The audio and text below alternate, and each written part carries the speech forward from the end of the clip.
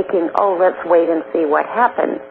If we are assuming our co-creative capacity, then that onus right now is on us, instead of saying, well, what's going to happen? What do you think?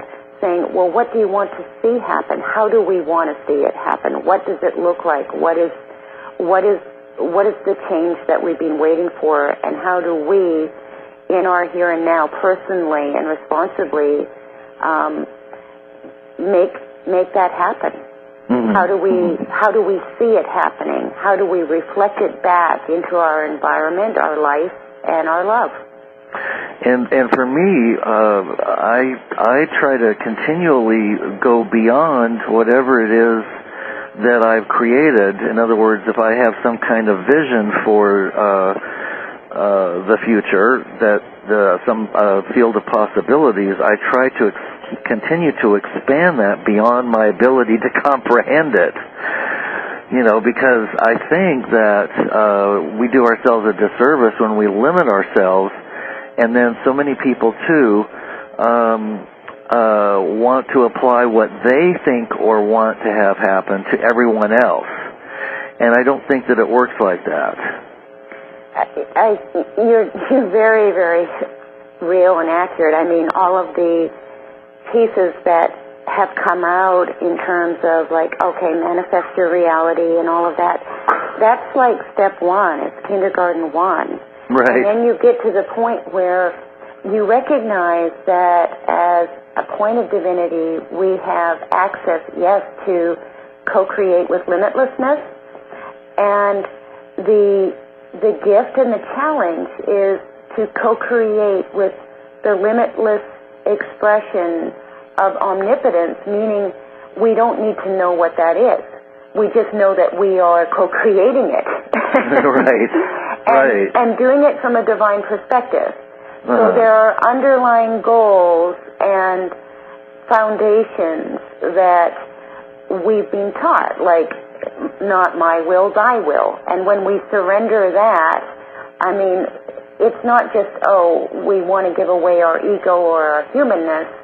We want to recognize that we are simultaneously all and nothing at the same time. And the way you defined it is accurate.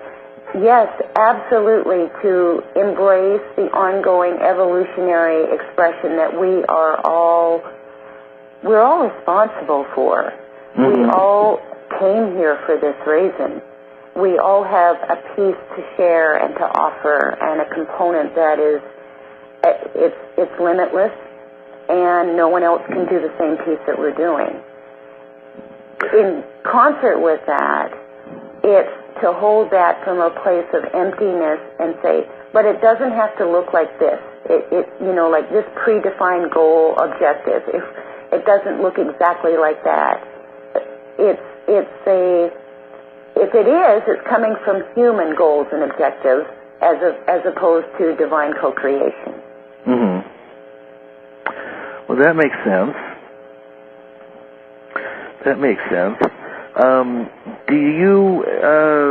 Are you interested in sharing any of your experiences in your travels or in your scuba diving experiences? I know you've been to Peru and some other interesting places to visit. Does any of that interest you to share with the listeners? I think, you know, one of the keys, which firstly, you know, some of the gifts from nature that I've been given, all of them they're divine gifts. And a lot of them have come from places deep in the earth, like hundreds of feet down, where human consciousness does not exist. The true core of consciousness there is nature, and only nature, you know, to visit for a moment or a couple breaths. I think if I was to try to summarize what all of that means, in, you know, because each one of them is basically a miracle in itself. Each one of them, the way they've been gifted is, you know, like a 2-hour-long story in itself. Okay. But what I would say is that there are expressions of nature that I can't say that humanity has forgotten because we are a part of it. But there are expressions of nature that are so pure, they correlate to those absolute pure parts of self, of our greater self, that have never left us, that we're in the process of remembering. I like that. And those are the pieces that are here to trigger our remembrance of soul, of wholeness, of who we are in the truest expression, beyond societal programs, thoughts, beliefs, genetic patterns, all of that. And those parts of nature they're around us every day. There are definitely factors and forces which we as humanity have even participated in that they're confusing that. They're creating a distortion level so that more and more we're finding it difficult as humanity, at least in this moment. That's our challenge and our opportunity, but to access that. But like I say, our greatest challenges are also our greatest opportunities.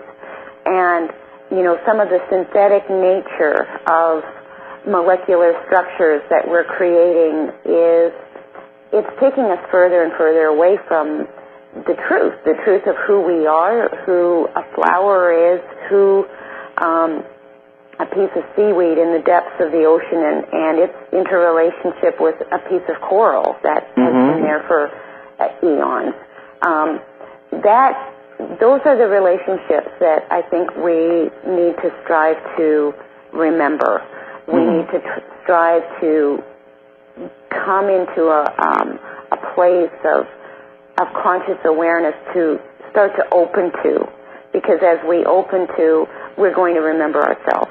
We're going to remember our own deeper truth beyond any of what we've been told we are. Beyond, it has to look like this and you have to do that because that's what everybody's done before. They're going to trigger our real co-creative capacities as to why we all came to Earth at this time, why the rest of the galaxy is looking on Earth and saying, okay, what are they doing? Because it's going to impact us all.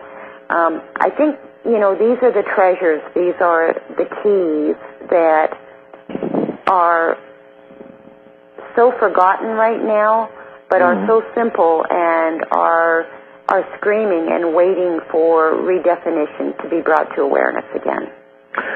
I totally agree with you, and it seems that we're, under such a dense blanket of fog and denial and attachments to materialistic comforts and habits and gadgets and so on and so forth, that we've literally become slaves to our own desires. And it's going to take some major shifting around to really force us, and I think that there are going to be some major shifts in the very near future before the end of this year is up, that will, probably rock most of the world. And I don't know what the nature of that might be, but I have some ideas about what it could be, and it's time. It's time for us to awaken. It's time for us to begin going within and shed some of this falseness that keeps us mired in the illusion.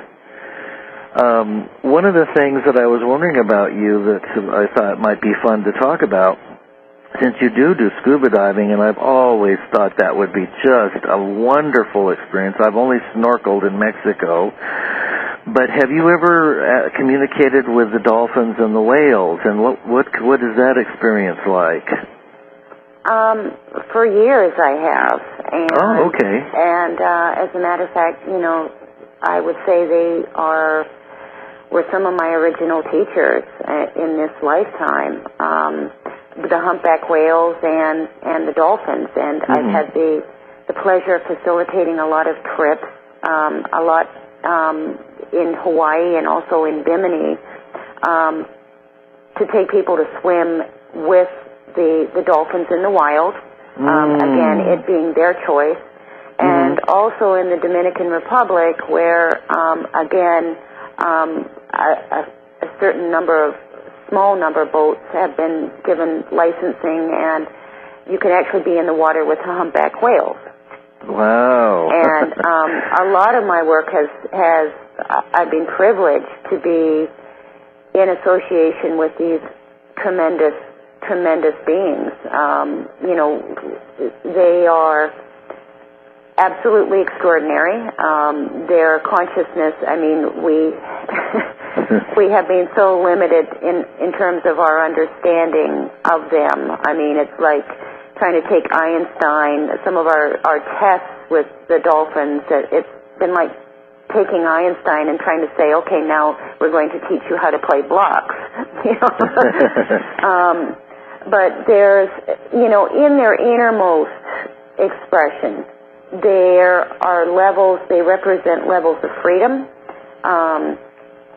And, of course, with the whales, the Akashic records, the wisdom of who we are, not just as we think we are, but exactly as I was defining in our truth of beingness. And the planet, you know, the planet herself, our interrelationship with her as a being, as someone that we love, that we co-create with. We don't just say, oh, let's just dump all our negative energy into the earth and she'll take it. Like, when do we get over that concept? Like, stop with that. Yeah, right. Deal with your own crap, you know. Right. And I, you know, I do know that many of your listeners are the road-weary warriors who have given and continue to give and need to be acknowledged and are taking a huge hit because of their sensitivity. Yeah. You know, we strive to be attuned, we strive to be aware, and then all of a sudden it's like, oh, well, that just like knocked you there, and oh, that made you sensitive to that. I mean, that means that we have to be sensitive to all of it, not just, oh, we want to lock ourselves up in the room and say, oh, we only want the nice, fuzzy, fluffy stuff. Yeah. So, you know, I pay honor and acknowledgement to many beings in your audience who are road weary and have been knocked about and are continuing to be knocked about by, in many ways, unknown assailants, unknown energetics, like, where did that come from? Like, what's in that chemtrail? What's in that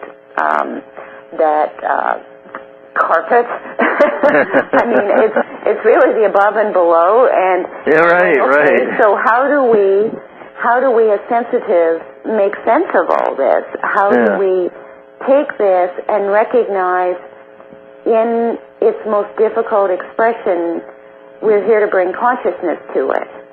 And I think that's precisely it, Zany. I mean, we cannot just close our eyes and put our hands over our ears and say, baby kittens, and all is good and all is well. You know, we're walking through and we're bringing consciousness to that which needs to be changed, that which needs to be evolved.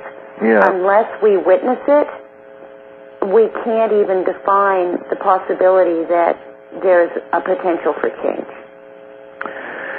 Well, it does sometimes feel like walking on a bed of hot coals lately. And I'm sure that there are a lot of people who can relate to that right now. You know, you could point to a zillion and one reasons why, including astrological alignments